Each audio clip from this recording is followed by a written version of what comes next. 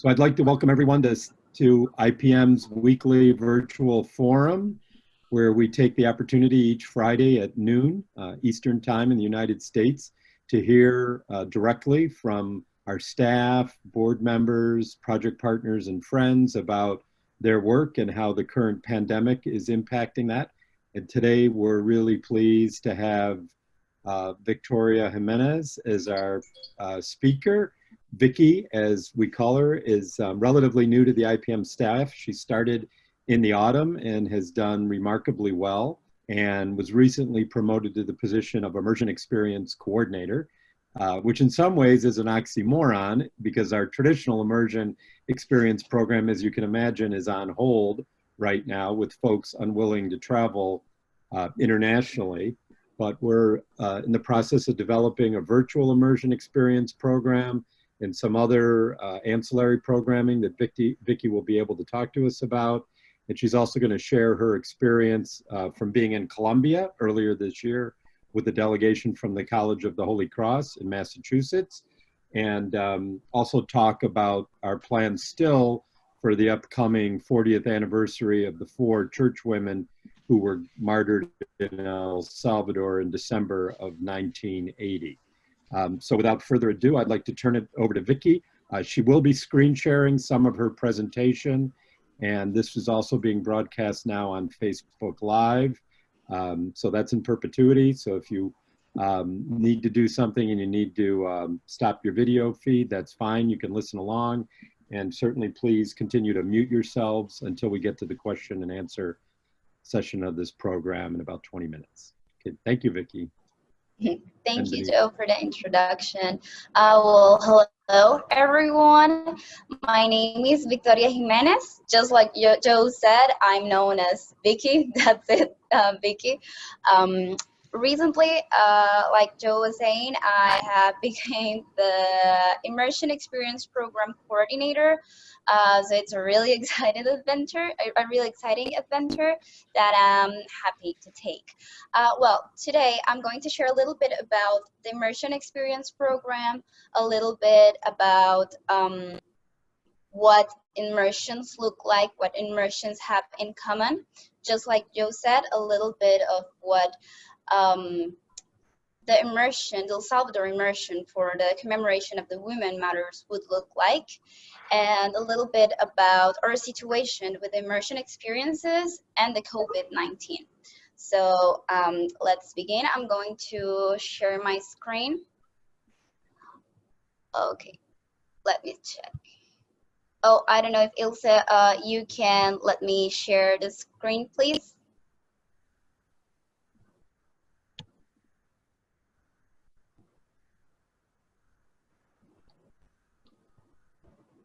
Okay, thank you, Ilse. There we go.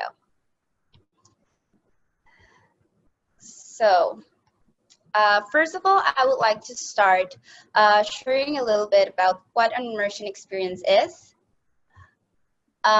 So, as you may know, it is a short opportunity for travel. It's 7 to 10 days usually, and we travel to the regions in which IPM Project Partners work. The purpose of this program is to allow the participants to be with, to connect with, and to learn with our project partners, to form friendships with them, and to learn about the country's history and the impact of that history in the current day realities. We believe that at IPM that the immersion model stands apart from the traditional service or from the traditional volunteering trip, because our approach focuses on person-to-person cross-cultural exchanges as the best avenue for building a more just and peaceful world. In the Immersion Experience program, you can find IPM's beautiful philosophy of building two-way street relationships with others. This means that in each community we visit, in each family, in each person we see, they receive us with welcoming arms, and they are ready to share their struggles and their stories with us. In exchange, we stand in solidarity with them, with those projects, with those communities, with those families, by giving them what I believe would be the best gift, that is being present for them and giving them the humble gift of listening, of really paying attention, not just with your head, but understanding what they are telling us, what they are sharing from their heart, to understand and to feel what they are feeling from our hearts. The immersion experiences are also great opportunities to create connections with the locals, and I would say to live life, or to get a glimpse of how they live life, and to live their life for that week in almost or in the same way they do. You would get to experience how they perceive life. You would have the typical food of the country. You would see the landscape of the country. You would see what the smells of the country are. Every little bit of that, every little thing of this makes you perceive life, or at least makes us understand life the way our project partners, the speakers that we have in each immersion experience do. These are also great opportunities to understand the impact of the country's history and its repercussions in the present days. As you may know, history always has an impact in the present, and we believe that we cannot have an immersion experience that does not have something to do around history, because it explains the current situation that the people are visiting. And this current situation is what the project partners are facing. So we believe that this is also an important area of the immersion program. Each immersion, I think, is a life-changing experience, and it provides the participants with the ability to see hope, to see faith, wisdom, and even to see beauty in the most unexpected places. And I wouldn't say just to see it, I would say to live it in most unexpected places. Right now, I would like to share a little bit about the visits we usually do in an immersion. I would like to start with the Dominican Republic. Well, my colleague Eneida Ramos and I visited the Dominican Republic recently, actually. We just got back on Sunday. Right now we're in a quarantine center in El Salvador because we couldn't come back from the Dominican Republic. This was actually and initially an immersion experience that got canceled. However, everyone in IPM, we believed that we were committed to the project, that already knew that we were coming, so we did the trip either way. We spent a wonderful week where we learned a lot from the projects we visited. We got there on the 7th, March 7th, and we met Joanna Peterson, who is the project coordinator for the El Cercado Community Development Project. For a week, we met with the different projects she works with. And I would just like to add, Joanna is a really inspiring woman, a really inspiring person. She has so much energy like I've never seen before. She works nonstop with these projects and for these projects. And it was amazing to see how she inspires the community. She's a true leader. So over here, I've gathered some pictures of this visit. I'm not gonna go too deeply on each project because my colleague Eneida will eventually share a lot of information about the projects in the Dominican Republic. So I'm just going to share the itinerary we had over here because it's what most likely an itinerary for an immersion experience in the Dominican Republic will look like.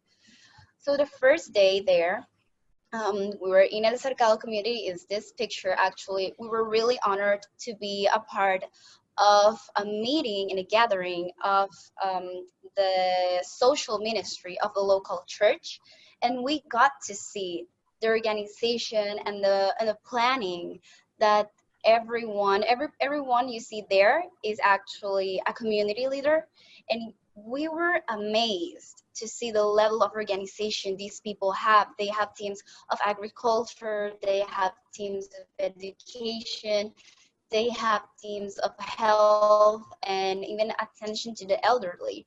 So it was amazing to see their ideas. They actually had the whole year planned. They were just like reviewing month by month. And they also celebrated and commemorated the International Women's Day, because this was actually March 8th. And these women over here, her name is Chana, is another woman that inspired us so much. She's another leader that a lot of people in the Cercado community look up to. I would say now my colleague Neda and I also do. She shared a beautiful presentation. It was very informative for the people, and it was about prevention of violence against women. So after this, we have this day. This was Monday actually, and the whole day we got to spend it at a local school of Fe y Alegría. And we played with many of the kids during recess. We got to hear a lot of stories of the struggles of these kids. And during the afternoon, we spent the day with the a other lot people of the teachers who told there's us about the who that is. process. Or do you want to just with the person Yeah, speaking? I got the people up there, so. Excuse me, Vicky, I think someone doesn't have their call muted, so we can hear you in the background. Oh. No, I mean, you're fine, Vicky. Just reminding everyone else that they can mute. Okay. Okay. Thank you. Okay. Thank you. Thank you so much, Joe. Sure. Okay. So, like I was saying, this was a commemoration as well of International Women's Day. And as you can see, a lot of the girls here are not wearing their uniform. They're actually performing a dance about being a woman. And this day was quite special because it was a celebration and a commemoration of two things. It was International Women's Day, and it was also the birth of a national hero, which was Jose Rosa Sanchez. So we also got to see a lot of poetry, a lot of history, and I believe the thing that inspired us the most was that the time we spent with the teachers, in the teachers' lounge even, we would get to, we saw them exchanging ideas about what they were expecting on the day. And then we saw students go in and out of the room practicing what they were going to do. There was particularly this really young teacher who would make her students practice over and over and over again. And when the presentation ended, you could see that she was so proud. And they were actually really happy because they had made her proud. This day was amazing because we got to see how hard the teachers in this school work and how much their students value their work. The next day was Tuesday, and it is these two pictures. During the morning, you can see my colleague Anita here sharing with the senior citizens. This morning, we visited a senior citizen center. We got to talk to everyone there. We organized some games. Anita made them exercise a little bit as well. We played bingo a lot. They enjoyed bingo really a lot. And we just got to hear a lot of the stories these people had to share with us. They shared their struggles. They shared so many things, and it was really touching and moving. During the afternoon, is this picture over here. We got together with the women cooperative, and this one is called Mano a Mano, which translates to hand in hand. And this actually started as a project that had financial funds from IPM. This women cooperative creates products from peanuts. So they do peanut butter. It's actually delicious and it's organic. They have also jam that they make from different fruits, and they also create this nutritional bar that it's called Nutrifort, and it was specially made for kids of the area. area who were malnourished. But what we were most amazed with this meeting with them was not just the development of or the financial development, let's say the physical development of the building they have, or the financial impact the project had in her lives. We were amazed and thrilled to see that these women have created so special bonds with each other, and that they empower and encourage each other. This lady over here, particularly Sulema, gave us a beautiful speech on how she felt empowered by her colleagues and by the project, and how she was becoming a role model for the community and for her daughters, and how even this project had a big impact on her family and on herself as well. Then the next few days are these two. This is Wednesday. And actually, this is the first photo. You can see my colleague Eneida there trying to work on the soil. This is actually the project of sustainable agriculture. And this picture was taken in the Gajo de Pedro community, but the project is in diverse communities, not just in this one.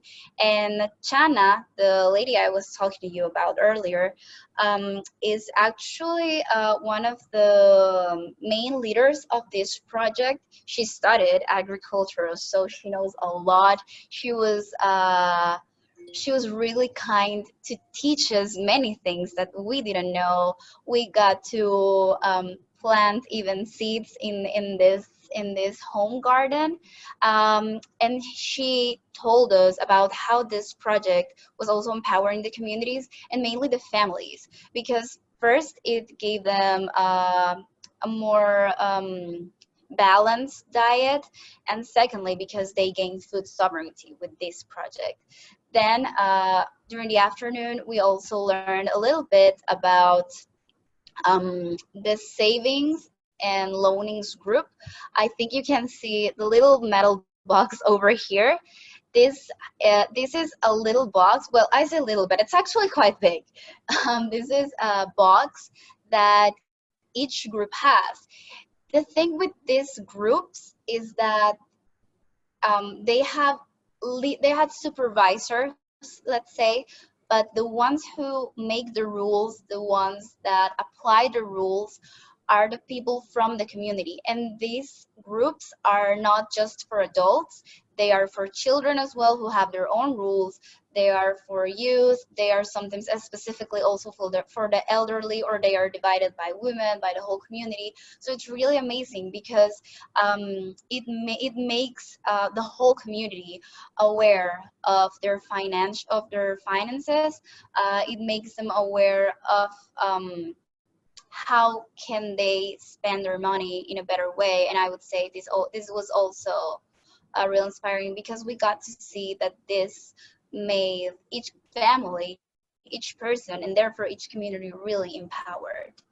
The last day, which is this one, these two pictures are from the Derrumbadero community.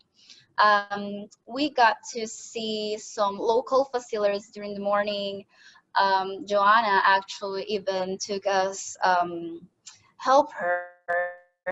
to help her get a lady checked to the hospital, which is something that Joanna does, I would say, almost every day. She really works for everyone. Everyone knows her there, and she's so inspiring overall. Like that's the main word I can use with Joanna. She's just this such an inspiring person. But well, she showed us some of the local schools, some of the other local schools. Here you can see Joanna with Eneida as well. But over here in this picture, we had a cultural exchange with the students of this school. This is the Rumbadero school. So we got to ask them about their music, about their food, about how would they say a certain word in Dominican, let's say, versus how we would say it in Salvadorian. So it was really fun. We got even to sing the anthem with them. We showed them a little bit of our folklorical steps. It was really fun. We had a great time with them. And later, we visited the Rumbadero Youth Center. This is actually a really special place because in this picture, you really don't get to see it. These little holes show it over here. This building was mainly made with recycled bottles, and some of the participants from the Immersion Experiences volunteered in helping with this beautiful center. At night, we met a parish youth group from the local church. They were a great group. We also shared a lot about our history from our country, and they shared a lot about theirs. They shared about how life for the youth is in El Cercado community, and we had a really, really amazing last day in El Cercado. However, around, I would say it was this day, we don't remember that much, the World Health Organization declared the COVID-19 pandemic, and we started having a little bit of trouble understanding if we were going to be able to go back to El Salvador. So that ended up in us being kept in the DR for a little bit more than 2 months. I think it was 2 months, 20 days, something like that. But we were staying with Joanna's family, actually, so she would always be sending us information about the work she was doing. The last report we have is the one I'm going to show you right now. This is actually Joanna's daughter, Glory, and this is someone else from the team of Joanna. So by May the 3rd, which was the last report we have when we were in the Dominican Republic, and according to Joanna's information, around 760 bags of food were delivered by her team in 14 municipalities and communities. And they also delivered 6,000 face masks and many bags containing soap and bleach so people could sanitize their homes. They also cook daily for 38 senior citizens. And Joanna's team has helped many people enroll in the program Quedarte en Casa. It's governmental program, which would translate to stay at home. And this is to see if they qualify to get food assistance from the Dominican government. Joanna would also tell us that she was working even harder than she usually does. She was gathering actually more people in the kitchens to cook and to deliver food, not just for the senior citizens, but for everyone who needed it. Well, like I said, many of the activities we shared in the Dominican Republic with the projects are what would usually happen in an immersion experience in the Dominican Republic.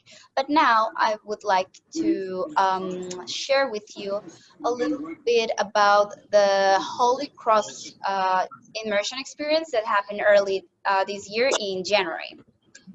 So, we visited the beautiful Colombia with 13 participants from the College of the Holy Cross. Over here we have the map.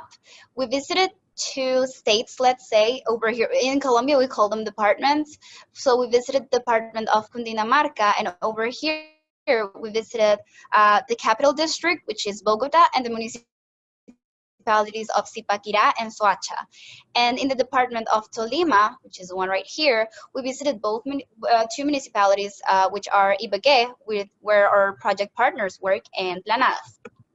Well, in Cundinamarca, which is the little map that you can see here, in the municipality of Soacha, the very first day, the very first complete day we had there, we were guided by Yasid. He's actually the one over here. He's part of a foundation called Funday, and he works in this community which is called La Comuna 4 or the Comuna 4.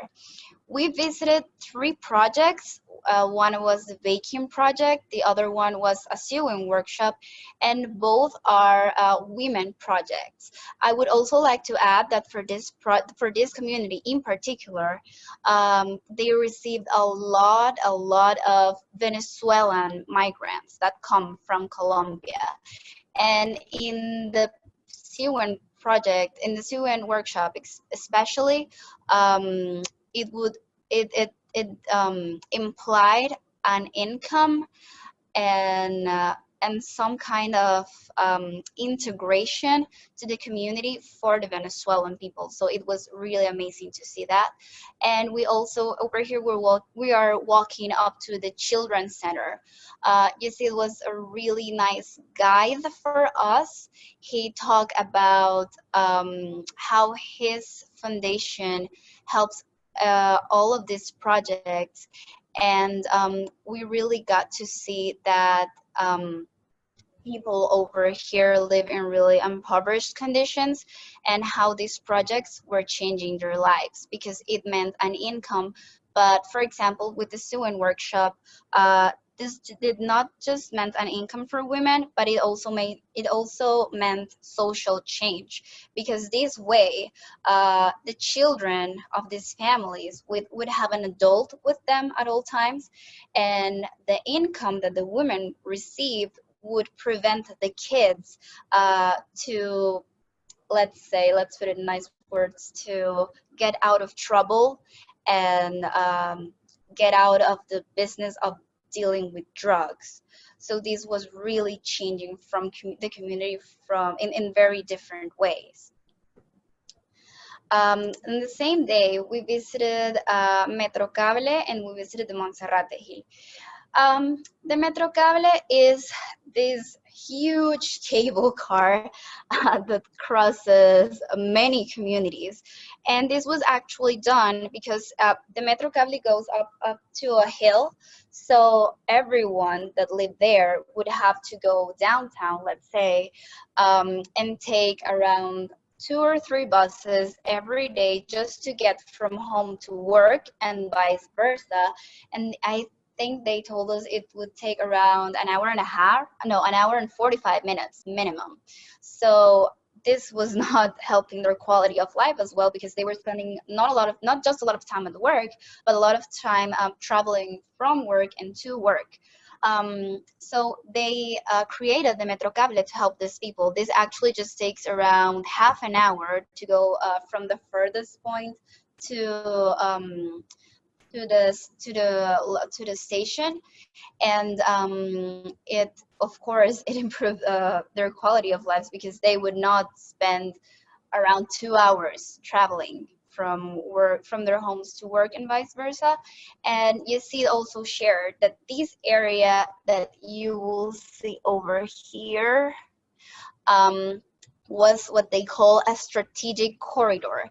And this meant that since that area was forgotten, let's say, before the Metrocable, paramilitary groups would use it as a space to sell drugs, as a space to kidnap people even. So when the Metrocable arrived, it drew the attention of Colombia, and this can't happen anymore. So the paramilitary groups don't use this as a strategic corridor anymore.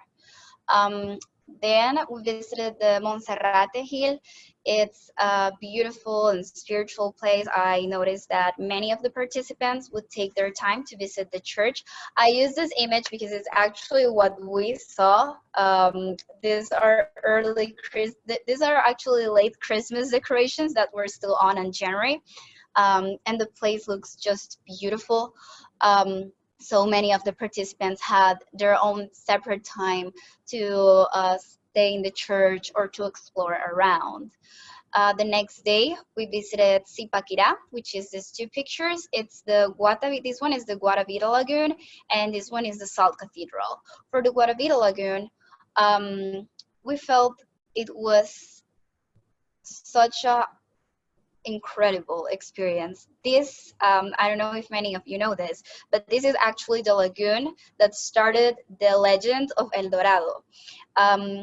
And in this legend, let's say, it is said that there is this town filled with gold and many other treasures, when actually this was the main territory of the Muisca culture.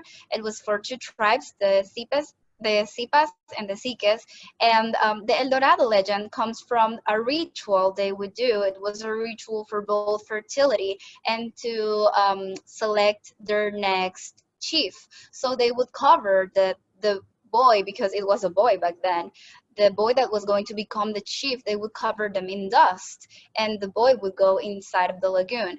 I would say this experience was amazing because we got to connect with nature a lot. We got to feel, this is maybe a personal opinion, but we got to feel that we were standing in the same land where American ancestors were. And I'm meaning America as the whole continent of America. So it was really, I would say, even spiritual to feel that we were walking in the same area that they did. Next, we visited the Salt Cathedral in Zipaquirá. All of this, as you can see, this is a tunnel and this is underground. So we have the Stations of the Cross over there, besides having also the big cathedral, and it's all made with salt. So over here, each member, each participant of the group had also their own time to explore around, to stay in the station. They felt best to reflect. Some of them also stayed a lot in the cathedral, and I think it was a really spiritual experience for them as well. Then the next few days we visited the department of Tolima, and over here we shared a lot of time with Marta Arroyave, who is the project partner coordinator, and it's her. And over here we have the amazing Diana Leal. She's a great person. She was with us the whole trip, actually, and she also works with both of the project partners. So over here, we met Ser Mujer and Niños Trabajadores. Both of these projects are led by Marta, and both of them work in conjunction. While Ser Mujer seeks the empowerment of women who sell at the local market of La 14, it's a street, La 14, the 14th street, Niños Trabajadores, the Working Children Project, helps the children of these women stay in school and minimize their working hours and encourages them to stay in school. I kept this quote from Eli, who was a participant of the Holy Cross, where when he said, Martha has such a presence, and it is evident the day that the beneficiaries drew so much inspiration for her. I just kept that quote around my head every single time I saw her, because it's true. We even got to meet with a man who was, I think, 36 years old, if I'm not mistaken, and he had been in the project with Marta. He still, to this day, he still calls her La Profe, the prof, and you can see that everyone calls her like that. And he actually told her that he now had a great job and that he was really proud. You could see the look in his face. He was so happy to share that with Marta, and he got even happier when Marta said and told him she was really proud of him. So for the Working Children Project specifically, we had a great day playing board games with the kids. We shared a lot of experiences with them. They talked to us about how their lives living and selling in the market were like. They would even show us how they would sell and how they would scream the product they were selling, which was really, really fun. And we also participated. We got to be a part of the ceremony where the kids receive a school kit to encourage them to remain in school. And this school kit was actually provided by IPM. So you can see everyone here was just having the best time ever. And we also got to see the Ser Mujer project partner.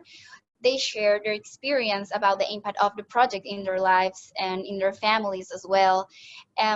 We had a session over here, as you can see the fruit, where they where they gave us a tasting of various local exotic fruits that they actually sell in the market. These were actually the fruit they sell in the market.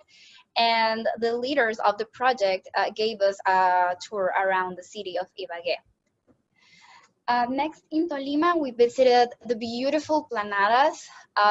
This is a place that is filled with history and with hope for the future. Actually, Planadas is a really important and historical place for Colombia because it is the area with the Colombian Revolutionary Armed Forces first appear.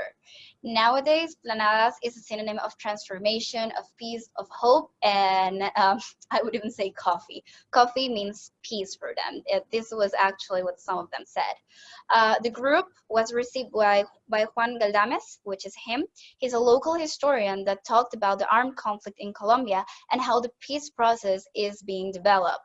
We also visited the community of El Oso, which is a community constituted of former FARC members, and they showed us their current projects in the community.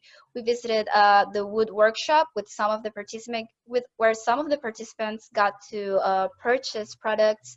We also saw the tilapia fish tanks. They not just take food from here, but they also try to sell it, but it's kind of hard for them as well. They were really nice, and they had a beautiful gift for us. Over here you can see Tui. She was planting a tree that each one of us received, so that the group would feel that they were also living something there. This is a picture of the coffee that the community produces. It's called Marquetalia. And over here, this is, let's say, the same picture, 2-in-1. This was a very important place because these trees were both planted the day that the people in the community, the former members of the FARC, dropped their weapons. The day that they gave in their weapons, and the day they believe or they feel peace started. So this one was planted by the members of the FARC, former members of the FARC, sorry, and this one was planted by the rest of the community. Like I said, Planadas right now, it doesn't just mean conflict anymore. It means transformation, and for them, it comes in the form of a coffee bean. We visited many coffee farms. We visited many processing plants of coffee. We even got to see the processing of the coffee step by step in a small scale and in a big scale. Like over here, you can see Allison and the rest of the group going in the big machines, like industrial machines. But over here, we have like the little sample process. You can see Allison over here. She was poking the coffee bag to get a sample, and over here, this is the last step of the coffee. So it was real beautiful. I would say everyone in the group was saying that they were never going to take for granted a cup of coffee ever again. And even with that, we reflected on how we did not know, or how we just ignore the fact that there's a lot of people that are involved here. And in Colombia, and in Planadas specifically, this process means a lot of jobs for people, and it means drawing the attention of the world, because they're actually the best coffee, or they have like the 3rd place in the best coffee of the world. So they are trying to transform their community with these initiatives. Finally, we have an opportunity to meet with the indigenous governor of the area, and they had dinner with us. The group could ask all of the questions about his community and their way of life. This is the governor. This is what you would say the district attorney for the tribe, and this is the leader of their National Guard. This indigenous tribe is mainly considered as their own country within Colombia.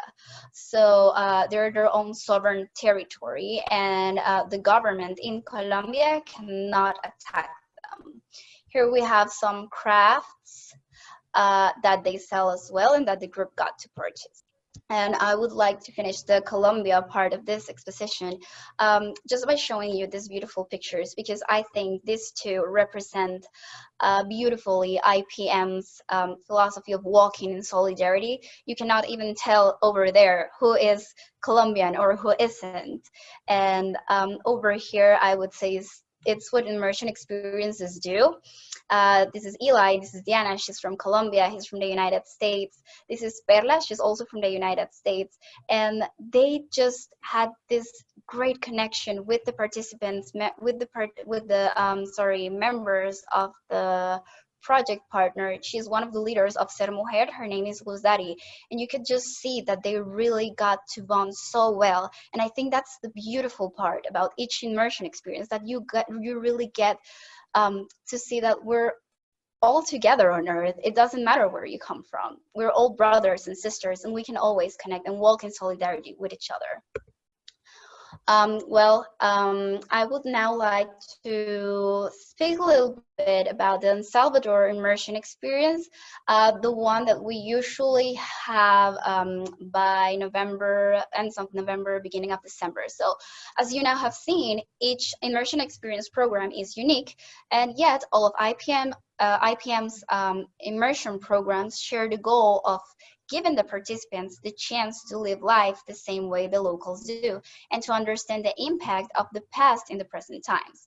In El Salvador, for example, we usually have an immersion experience that revolves around the anniversary of the 4 church women who became martyrs for the country. El Salvador was in a terrible armed conflict in the 1980s, and the preferential option for the poor that was being embraced by the Catholic Church. This made each person that would even held the Bible, especially if it was a Latino America Bible, that's what it was called, or it was related in any way to the church, was a target of the military forces. I would briefly like to talk about the 4 church women, who were Mara Clark, Dorothy Casel, Jean Donovan, who was a lay missionary, and Ida Ford. Mara Clark and Ida Ford were working and helping in Chalatenango communities, while Dorothy Casel and Jean Donovan were working in La Libertad. They helped the poor by bringing food, medical aid, and especially by accompanying the communities. They actually decided to live by the preferential option for the poor, and even when they knew it was dangerous for them. You can find many quotes of them saying that even though they were scared, they would still feel committed with these children, with these women of the communities they worked with. And back then, the ones who stood with the people were persecuted by the militaries and the government of El Salvador. The military forces actually believed that the 4 church women entered the areas of conflict to bring help to the guerrillas, and that their work supporting the most impoverished communities was a facade. This was what the military forces of El Salvador thought back then. So on November 1980, both Mara Clark and Ida Ford participated in the General Assembly of the Marino Order in Nicaragua, and they went back to El Salvador on December the 2nd of the same year. Both Jean and Dorothy went to the airport to pick them up, and when they were coming back to San Salvador, they didn't notice when they were coming back with Mora and Ida, they didn't notice that the rest of the vehicles were being held back except theirs. So on the road, 4 men stopped the van they were in and interrogated them. Then they were forced and moved into another vehicle, and they were taken to a station of the National Guard in La Paz. In here, they were raped and assassinated by the National Guards the very same day. On December the 3rd, which was the next day, their van was found without a trace of them. And Robert White, which was the U.S. ambassador at the time, told this to the Salvadorian government. And the Salvador government said that they would declare a state of alert to find them, which didn't really quite happen, let's say. However, the first hint of the whereabouts of the 4 church women came from a peasant who told the pastor of his church that on Wednesday, December the 3rd, he had been first to bury 4 unidentified white women. On December 4th, 1980, Sister Madeline Dorsey from the Marino order as well went to Santiago Nanualco and asked for the exhumation of the bodies. Another Marino sister named Teresa Alexander, if I'm not mistaken, also found out that the magistrate court of the area had allowed the bodies to be buried without identification. And this is important because an alert was already sent and nobody notified the U.S. Embassy or any other embassy in El Salvador when it was obvious that the women were not Salvadorian. The civil guards that murdered the women were given 30 years of prison. However, the highest authorities, which were the intellectual authors of this crime, remain unpunished to date. To us as Salvadorians and as women as well, it's really important to remember them for the brave work that they did. IPM usually offers an immersion experience during the first days of December, so the participants can join us and be a part of the commemoration of the 4 church women. We discuss and we talk about them before our trip to Santiago Nanualco, and we usually get to see some important places on our way there, for example, the place where their car was found. There is usually a ceremony for the women martyrs where the community participates as well as many members of the international community and Marino missioners that are in El Salvador. Many people share songs and offer their thoughts about Dorothy, Ida, Jean, and Mora. Then we also listen to the testimony of Candelaria Garcia, who is the lady over here, whose life was inspired by Dorothy Casel, and we also get to discuss the impact that the 4 church women have with many of the project partners. So, as you can see, immersion experiences are something that really changes the way we see things. And I would like to close this presentation by inviting you to share this immersion experience that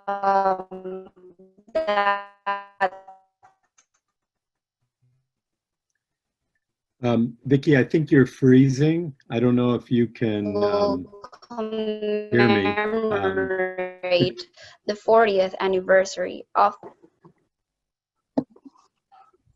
Yes, I just gotta. You're all muted, but I'm assuming. Yeah. Vicky, Okay. you froze for a minute there. Oh. Okay.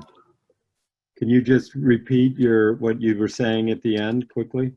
Yeah, sure, Joe, no problem. Well, I was saying I would like, on behalf of the IPM family, I would like to invite everyone to join this. It happened again. Oh well, I'll try to take over a little bit from here, and hopefully her connection will come back. We could probably close the presentation now, the slideshow. And I want to welcome everyone again. I know many people joined during the presentation.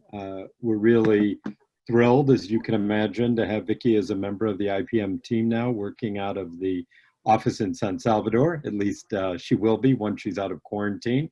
And as she said, but she sort of passed over it briefly, her and Anita went to the Dominican Republic to meet a delegation from Stonehill College. And then the Stonehill College delegation decided not to go, and they ended up being stuck there for over 2 months. So they just returned by a private chartered plane the past week, which was, you know, an expense that we weren't counting on, but it was important to get them home and to get them into this quarantine situation in El Salvador, so that hopefully in a couple of weeks they will be able to be with their families, and Anita in particular with her fiance again, who they've been separated from for quite some time. As I said, we're thrilled to have them both, and as Vicky alluded to, Anita is going to be making a more detailed presentation on the work in the Dominican Republic and El Cercado through our project partners there. Many of you know Joanne Peterson. She, along with Anna Gregg, who you can probably see on your screen, are one of the 2 sort of remaining Gringa, or North American women partners, that we still support and try to work with in Latin America. They're 2 remarkable women, and any of you who have met either one of them or spent any time with them can imagine why IPM is so happy to continue to partner with them in every way that we're able. So Anita will be presenting on that, I think in two Fridays from now. Next week, Alyssa Bovell, our colleague, longstanding colleague who just finished her master's at Emory University in Atlanta, will be presenting on a research project that she's coordinating in relation to the impact of COVID-19 on IPM's project partners around the world, as preparation for our upcoming International Executive Board meeting in November, and for our own planning going forward as we continue to look forward to IPM's anniversary in 2024. So I would invite anyone now on Zoom. I know there are a number of people on Facebook who aren't able to participate directly, though they can. If you are on Facebook, you could type a question into the comment line there, and Ilse or I will try to relay that. But anyone on Zoom, if you have a question or comment for Vicky, I would invite you to join us now.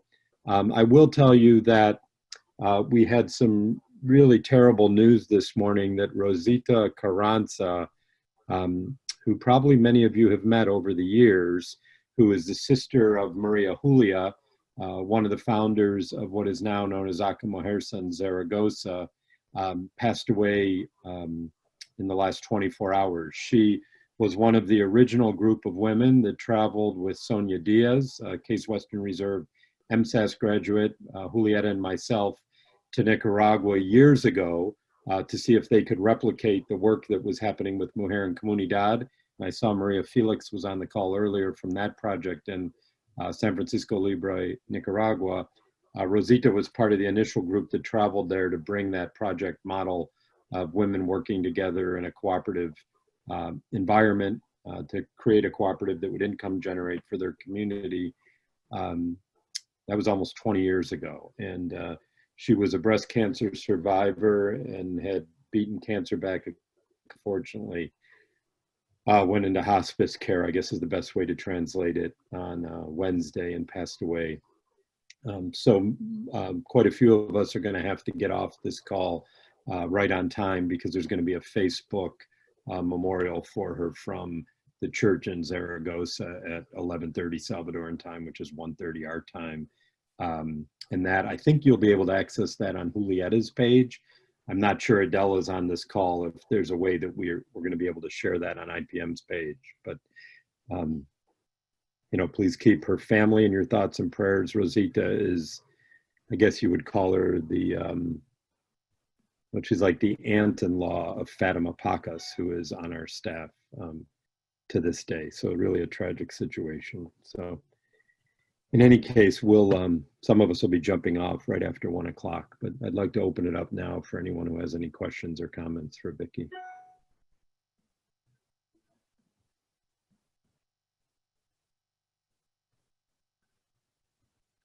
Please remember not to mute yourself every now and then. As I moderate these conversations, I see people talking, but they're still on mute. So. I'm just reading a comment from Jim Camphafner on Facebook, thanking Vicky for that wonderful presentation and how many wonderful memories it brought back for him, having traveled to Colombia himself as well as Nicaragua. So thank you for that from Jim. And also from me, Vicky, it's just wonderful to have, you know, a wonderful colleague that is so passionate and has made such an impact in the short time that she's been with us, and we're excited to have her be part of our family. Thank you, Vicky. Oh, thank you, Ilse. That's really nice, and I'm really happy to be doing this work. I don't know if there is another question maybe, or comment.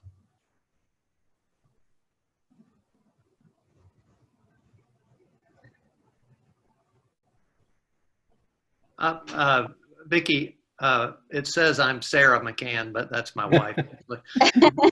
I'm Clint McCann. I live in St. Louis area. When FARC was made into a political party in 2017, I think it was, there was a dissident group, the FARC dissidents. How active are they, and how much of a threat to peace in the country are the FARC dissidents that continue to operate as a paramilitary group, or do you have a sense of that?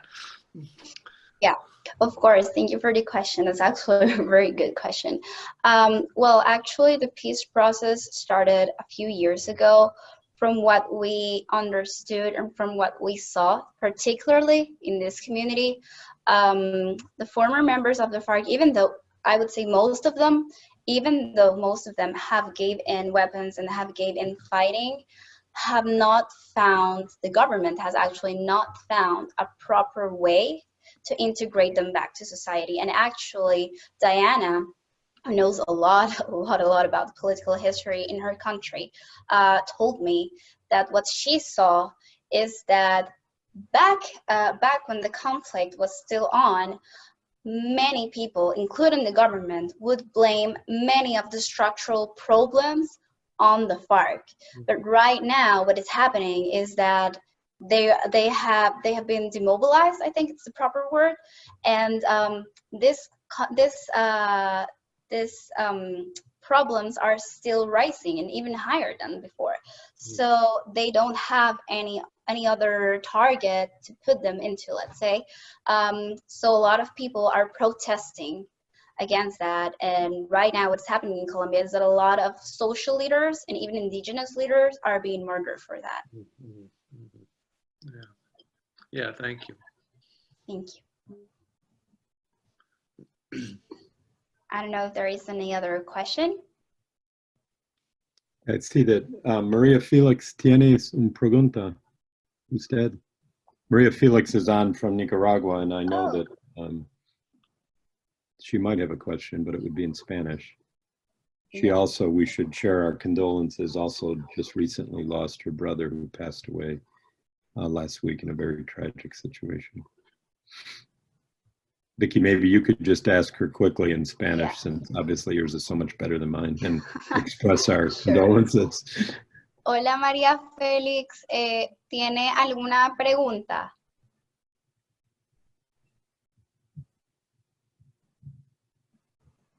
Hola. Okay, maybe she left, since we're only seeing the ceiling in her video there. Oh, wait. Yeah. Yes. So I would remind you that obviously the Immersion Experience program has probably been the signature program of IPM for at least the last 15, almost going on 20 years. And as Vicky said, each year we've tried to have a delegation participate in the commemoration activities for the 4 church women, 2 of whom were from Cleveland and 2 of whom are members of the, well, 3 really, members of the Maryknoll community that Anna Gregg is a part of. Some of you know my own history, particularly with Dorothy, or my family's history, and so it's usually I would say not usually, every time it's an incredibly powerful experience to be there. I use the word usually because for a few years, some of the religious men sort of took over the program and it lost some of its luster, but there's a better parish priest, if you will, now, and the Maryknolls as well do their own programming around the event. So it's an important time to be in El Salvador. It's typically the week after Thanksgiving. I believe if everything goes well, we'll leave on November 28th. And I know probably many of you are not even thinking about the possibility of international travel now, but if you are, or if you have any interest, a number of people from my faith community in Maine are scheduled to go if everything goes well. And I know that there's potentially some students from Eden Theological Seminary as well that will be joining us. Like all of our immersions, it's intentionally a multi-faith experience. So you certainly don't need to be Catholic or even Christian to participate and to benefit from the time there, as Mahesh and others who have been to El Salvador can vouch for. That's the first immersion that we, or the next upcoming immersion, I guess is the best way to put it, that we have not postponed. So we're really hopeful that we'll be able to begin traveling again in November. Some of us were planning on being in India about a month earlier. Again, depending on travel, I may still go, but we have to see how that situation evolves. We will have an opportunity at another one of these forums upcoming in the next month or so to talk about virtual immersion experience programming, which the staff has been working on quite extensively over the past couple of weeks. And some of you that are on the call now and other academics and friends of IPM will be joining us in a small planning group to look at what kind of programming we can offer in the coming academic year, particularly for those institutions that won't be in a position. I just heard from Yale, where I think you know I'm an adjunct professor, that they have canceled all international travel for the coming academic year. So kind of up in the air with who might be able to travel. Holy Cross has not. And so at this point, we're still hoping that they'll be able to go back to Colombia in January and El Salvador in May, but we'll have to see. And many other schools and congregations and other partners of IPM are still up in the air. But we're seeking to provide programming that will be available virtually with people like Vicky and Adela, who you've met, and others who will be able to share online content that otherwise people would be experiencing in person. It's not the same, but it's something we feel like we really want to do, and that will supplement our existing programming when the time comes that we're all able to travel again. So I'd like to thank you all for being with us today, and thank Vicky in particular for that wonderful presentation. I hope you have a great weekend. And if the weather is as beautiful where you are as it is where I am, get outdoors and enjoy some time, physically distant, but in nature with your family and loved ones. So Hey, take Joe. care of yourselves. Joe, Yeah. what would be the return date on the? That's a really good question. I think we said, I have it on my phone. Just give me a second. I can tell you, I want to say December, I think it's December 5th. That'd be the Saturday. So if, Yeah, it's Saturday to Saturday. I think yeah, okay, Saturday to Saturday. Okay, thank you. Yep. Yeah, Thanksgiving is that Thursday, so it would be the Saturday afterwards. Mm-hmm. Right. And you can reach out to Vicky directly if anyone's interested in learning more. And thank you all again for participating. I don't mean to cut this off, but I need to get on Facebook for that memorial service. So Sure. take care. Okay. Thank you, Joe. Thank you, Vicky. Bye, Bye, everyone. everyone. Take Bye, care. everyone. Bye. Bye. Bye. Bye.